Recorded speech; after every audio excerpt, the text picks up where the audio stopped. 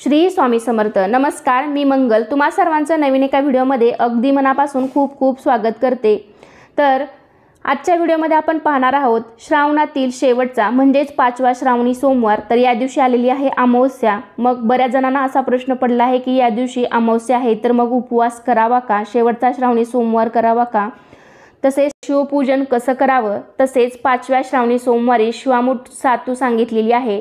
त्यामुळे अनेक जणांना असा प्रश्न पडलेला आहे की सातू म्हणजे नेमकं काय, सातू हे धान्य अनेक जणांना माहीत नाही आणि आपल्याला बरेच कमेंट सुद्धा आले होते की सातू म्हणजे नेमकं काय असतं। त्यामुळे या व्हिडिओमध्ये मी तुम्हाला सातूबद्दल तसेच शिवपूजन कसे करावे, शिवामूठ कशी व्हावी याबद्दल सविस्तर माहिती सांगणार आहे।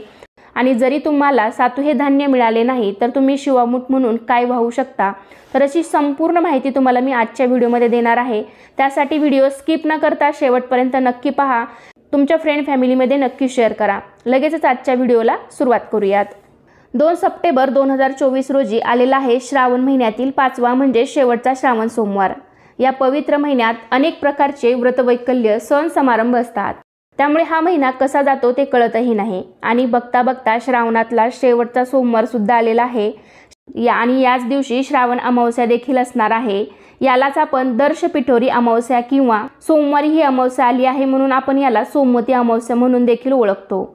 सोमवती अमावस्येला भगवान शिवाची विशेष पूजा केली जाते, तर त्यामुळे या दिवसाचे विशेष महत्त्व अजूनच वाढलेलं आहे। त्यामुळे या दिवशी शिवाची विशेष करून आपल्याला अशी पूजा करायची आहे। तर ही अमावस्या सोमवारी सकाळी पहाटे 5:21 लागणार आहे, ते मंगळवारी सकाळी 7:24 असणार आहे। तर ही अमावस्या सोमवारी दिवसभर असणार आहे, त्यामुळे आपल्याला 5वा श्रावणी सोमवार सुद्धा उपवास धरायचा आहे, शिवपूजन करायचे आहे। कारण उदय तिथीनुसार श्रावण अमावस्या ही 2 तारखेलाच असणार आहे। शेवटच्या श्रावणी सोमवारी आणि श्रावण महिन्यातील हाच शेवटचा दिवस असणार आहे, त्यामुळे या दिवशी शिवामूठ व्हायचे आहे, शिवपूजन करायचं आहे, उपवास करायचा आहे। तर मागील सोमवारप्रमाणेच आपल्याला या दिवशी सुद्धा सकाळी लवकर उठायचं आहे, जी काही साफसफाईची कामं असतील ती करून घ्यायची आहेत।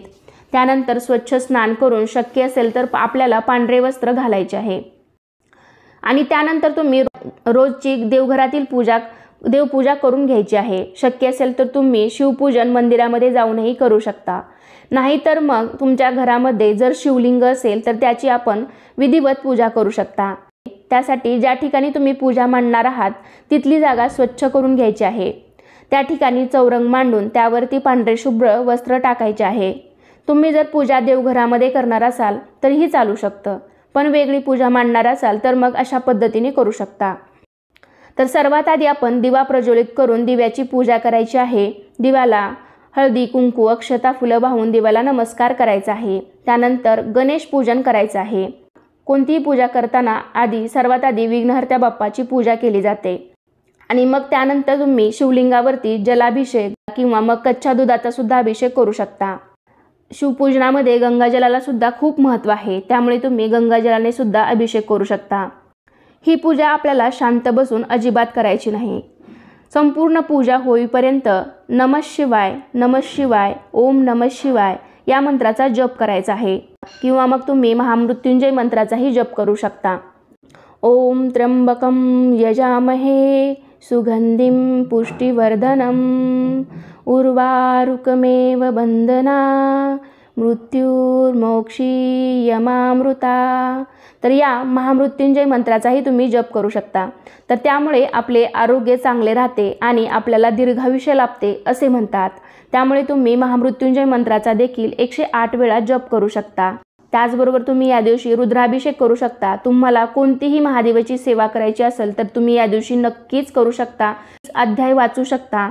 कारण श्रावण महिना हा भगवान शिवाच्या उपासनेसाठी अत्यंत पवित्र महिना मानला जातो। त्यातल्या त्यात या महिन्यातील सोमवार हा शिवपूजनासाठी अत्यंत महत्त्वाचा आहे आणि यावर्षी विशेष योगायोग म्हणजे श्रावणाची सुरुवात ही श्रावणी सोमवारपासूनच झालेली आहे आणि श्रावणाचा शेवट सुद्धा श्रावणी सोमवारी झालेला आहे आणि विशेष योगायोग म्हणजेच शेवटचा श्रावण सोमवार सुद्धा सोमवती अमावस्या दिवशीच म्हणजेच या दिवशी अमावस्या असणार आहे आणि सोमवती अमावस्येला विशेष महत्त्व असतं।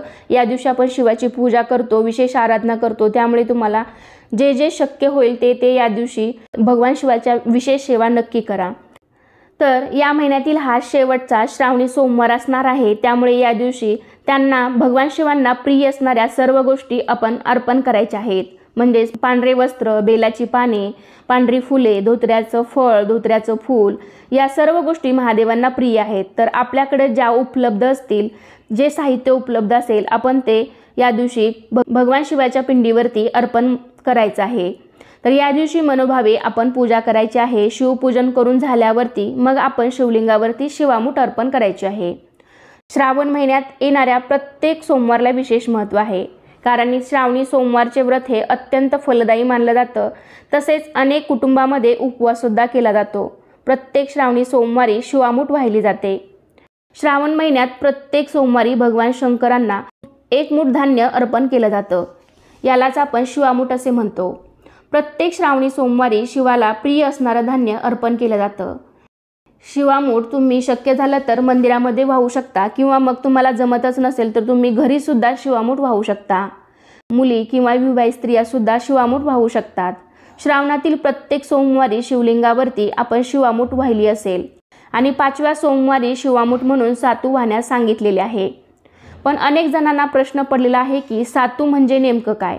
सातू हे कोणते धान्य आहे? आपल्याला बऱ्याच कमेंट्समध्ये बऱ्याच जणांनी विचारलेलं आहे की सातू म्हणजे काय? तर सातू हा एक धान्याचाच प्रकार आहे, जो जरासा गव्हासारखा दिसतो आणि थोडंसं पांढऱ्या रंगाचं असतं.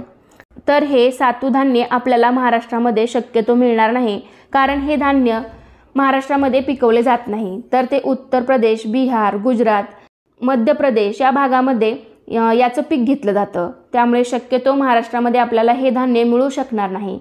परंतु जुन्या काळामध्ये यज्ञ सामग्रीमध्ये या सातूचा उपयोग केला जात होता.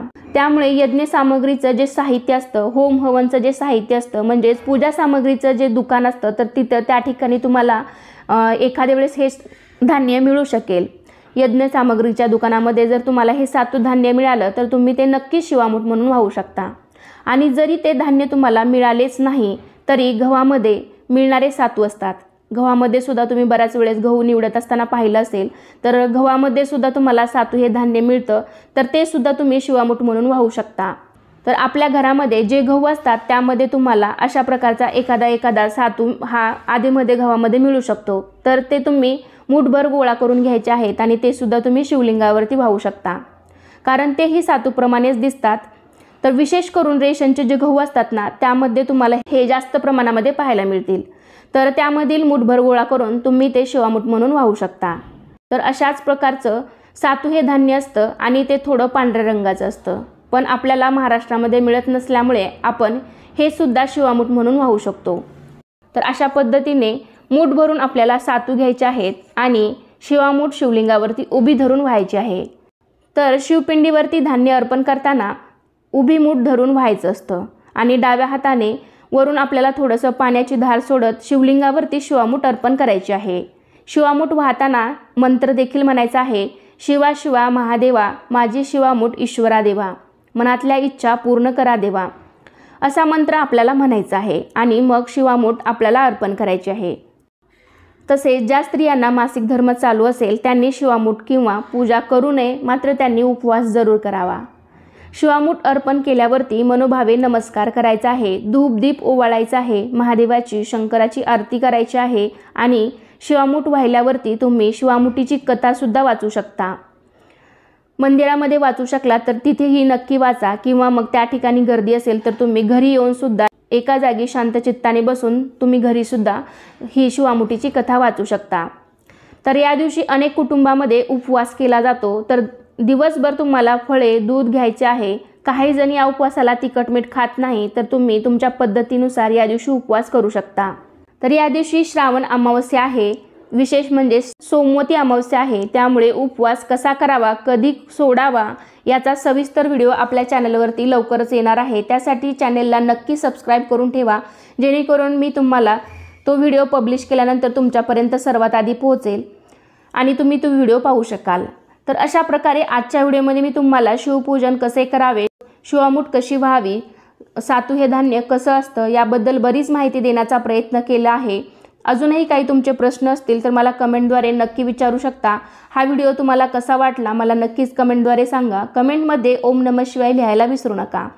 तसेच हा व्हिडिओ तुम्हाला आवडला असेल तर जास्तीत जास्त तुमच्या फ्रेंड फॅमिलीमध्ये शेअर करा। चला तर मग पुन्हा भेटूया अशाच एका छानशा आणि माहितीपूर्ण व्हिडिओमध्ये। तोपर्यंत धन्यवाद। श्री स्वामी समर्थ।